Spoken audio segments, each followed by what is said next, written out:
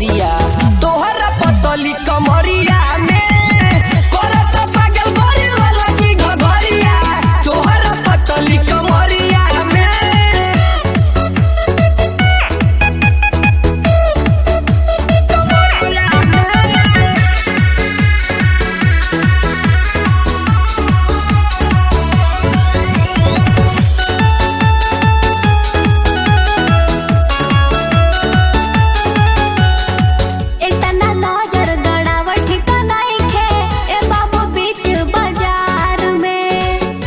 Design मन को रोता गुड़िया ढोली तोहे अखबार में और मन पगला जाता हो इतना नजर गड़ावट को नइखे ए बाबू बीच बाजार में देखी डिजाइन मन को रोता गुड़िया ढोली तोहे अखबार में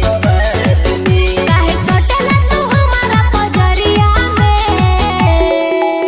काहे कोनो दिक्कत बा का करता पागल गोरी ललकी घघरिया करता पागल गोरी ललकी घघरिया तोहरा पतली कमरिया में करता पागल गोरी ललकी घघरिया तोहरा पतली कमरिया में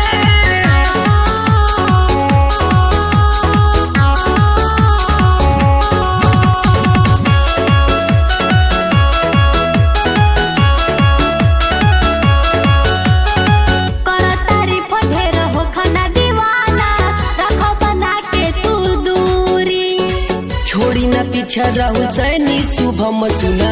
सब गाजीपुरी अरे जवन सोचे तारा ना होई करतारी पढ़े रहो खाना दीवाना रखो बना के तू दूरी छोड़ी ना पीछा महेश मुकेश सुना सब गाजीपुरी जरे जाई बजवानी के लहरिया में अरे मान जा करता पागल गोरी ललकी घघरिया करता पागल गोरी ललकी घघरिया तोहरा पतली कमरिया में करता पागल गोरी ललकी घघरिया तोहरा पतली कमरिया में कमरिया में कमरिया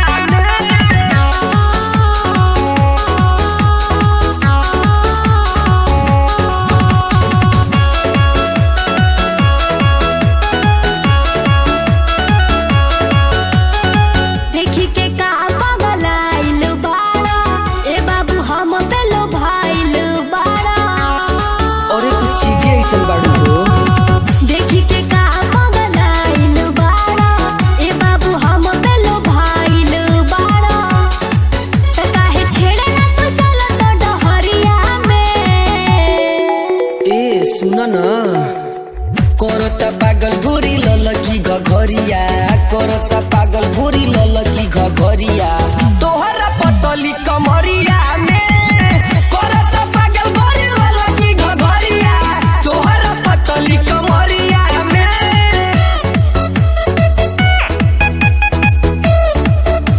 कमरिया में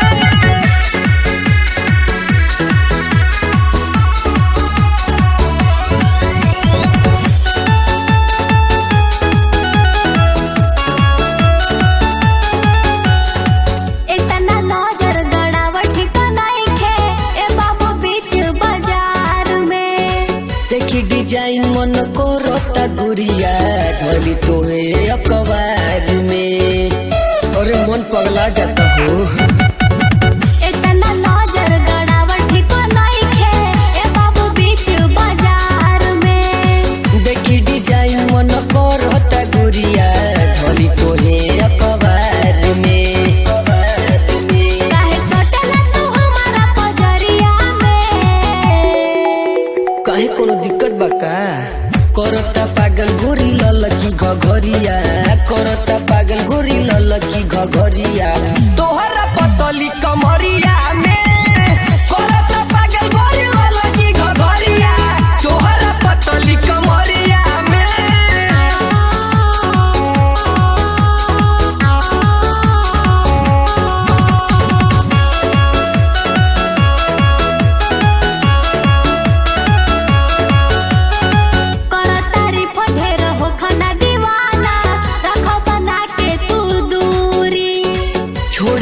पीछा राहुल सैनी शुभम सुना खुशबू गाजीपुरी।